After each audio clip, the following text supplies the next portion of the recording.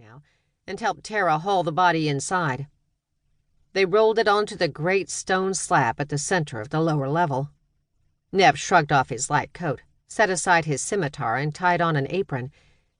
He needed to inspect and preserve the body before they stored it in the ice cellar.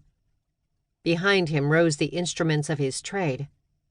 Jars of preserved organs, coagulated blood, and personal preservation and hydrating concoctions he'd learned to make from the Body Mercenary Guild before they'd chucked him out for not paying dues. Since the end of the war, business for body mercs had been bad, and the guild shed specialist mercenaries like him by the thousands. On a lucky day, he was hired on as a cheap party trick, or by a grieving spouse who wanted one last moment with a deceased lover. That skirted a little too closely to deceptive sexual congress for his moral compass. Killing people while wearing someone else's skin was one thing. Fucking while you pretended to be someone they knew was another. Tara helped him strip the sodden coat and trousers from the body. What came out of the water around the pier was never savory, but this body seemed especially torn up. It was why he didn't note the lack of external genitals at first. Cocks got cut off or eaten up all the time, on floaters like this one, but the look on Tara's face made him reconsider. "Funny," Tara said, sucking her teeth. She had a giant skewer in one hand, ready to stab the corpse to start pumping in the fluids that reduced the bloat.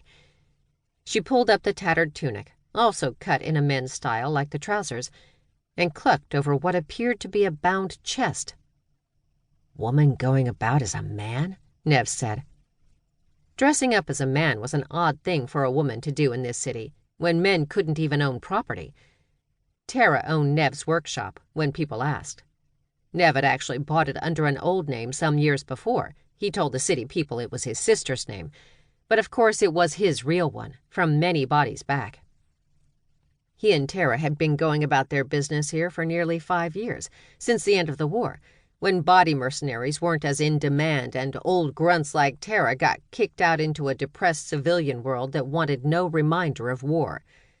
When he met her, she'd been working at a government school as a janitor. Not that Nev's decision regarding the body he wore was any saner. "You think she's from the 3rd Sex Quarter?" Nev said. "Or is it a straight disguise?" "Maybe she floated down from there," Tara said, but her brow was still furrowed. "Priests go about in funny clothes sometimes," she said. "Religious thing." "What are you thinking?"